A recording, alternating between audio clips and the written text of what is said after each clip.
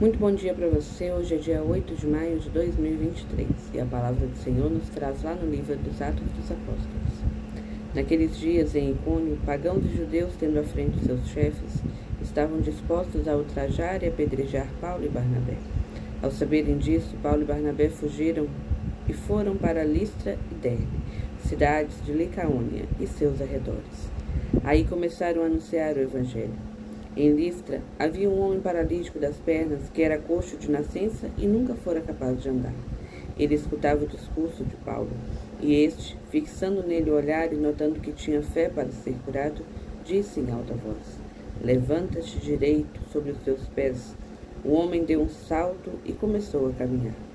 Vendo o que Paulo acabara de fazer, a multidão exclamou em dialeto licaônico: "Os deuses desceram entre nós em forma de gente." Chamavam a Barnabé de Júpiter e a Paulo de Mercúrio, porque era Paulo quem falava. Os sacerdotes de Júpiter, cujo templo ficava de frente à cidade, levaram à porta touros ornados de grinaldas e queriam com a multidão oferecer sacrifícios. Ao saberem disso, os apóstolos Barnabé e Paulo rasgaram as vestes e foram para o meio da multidão gritando: "Homens, o que estáis fazendo? Nós também somos homens mortais como vós, e vos estamos anunciando que precisais deixar esses ídolos inúteis para vos converter ao Deus vivo, que fez o céu, a terra, o mar e tudo o que nele existe. Nas gerações passadas, Deus permitiu que todas as nações seguissem o próprio caminho. No entanto, ele não deixou de dar testemunho de si mesmo através de seus benefícios, mandando do céu chuvas e colheitas, dando alimento e alegrando vossos corações." E assim falando, com muito custo, conseguiram que a multidão desistisse de lhes oferecer um sacrifício. Meus irmãos, e aqui nós temos a palavra que o Senhor me traz muito é sobre a inconstância, porque quando os judeus não acolheram a palavra por inveja, ficaram com inveja de Paulo, que dizia do que ele dizia, e ele então vai anunciar em outras cidades, dizendo que seria anunciado primeiro a eles que já tinham conhecimento e depois aos pagãos. Os pagãos ficaram felizes, mas existem aqueles também que se voltam contra. E então é preciso que Paulo e Barnabé fujam dali daquela cidade onde estavam e vão para outras cidades, que é citado como Listra e Derbe, que são cidades de Licaônia. Veja bem, meus irmãos, quantas e quantas vezes a gente é inconstante na nossa fé. Quantas e quantas vezes a gente não reconhece que tudo tem ou vontade de Deus ou permissão de Deus, mas tudo está sob o controle dele. E muitas vezes a gente fala: "Nossa, como eu dei sorte." Sorte? Não existe sorte, não existe acaso. Existe um cumprimento ou da vontade ou da permissão do Senhor. E Deus tem o controle de todas as coisas. Então, quando aquele povo ali, Paulo fixa o olhar em um homem que necessitava de uma cura física, mas a primeira coisa que ele vê é que ele tinha fé para aquilo. Sempre que Jesus curava, ele dizia: "A tua fé te salvou, vai, não peques mais." É porque existe um desejo, uma emoção interior de mudança de vida. E o que se recebe exteriormente no nosso físico é porque, na verdade, interiormente, o coração se abriu para a graça de Deus.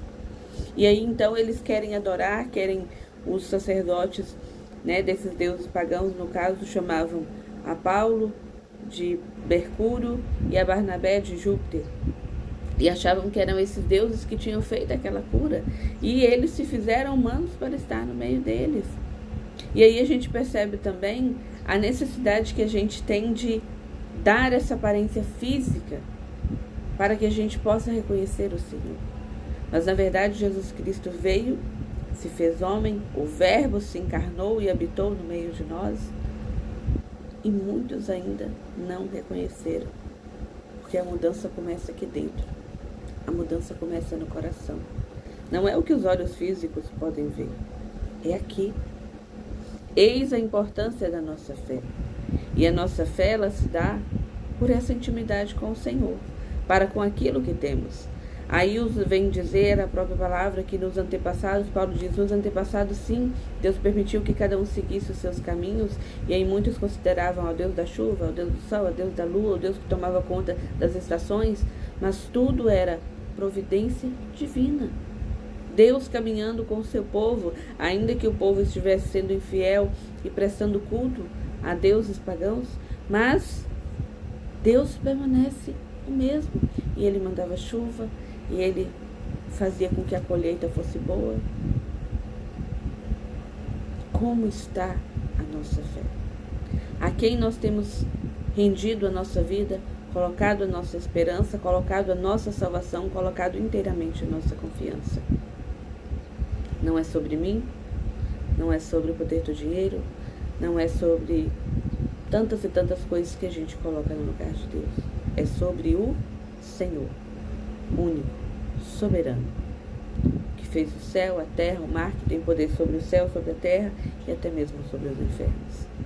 Não há nada que lhe passe despercebido. Não existe filho que grite, que suplique, que ele não ouça. Existe a liberdade humana que muitas vezes faz com que o bem não aconteça, e aí Deus permite o nosso livre-arbítrio, e aí dentro da liberdade humana a gente faz escolhas erradas. Mas quando a gente grita, o Pai escuta, o Pai atende. E às vezes Ele permite certas provações porque existe um propósito muito maior. Porque daquele mal Deus pode tirar um bem muito maior. A gente está só começando mais uma semana, hoje é segunda-feira. E eu não sei exatamente se você precisa de uma cura, de um milagre, de uma providência. Mas seja o que for, não confia nas suas forças, não. Não confia no poder do dinheiro, não confia em nada que pertença a esse mundo. Confia no Senhor, que é atemporal, que não conta os dias e as horas como eu e você, mas que é o Senhor do tempo, desde o princípio até o fim, por toda a eternidade. Que Deus te abençoe.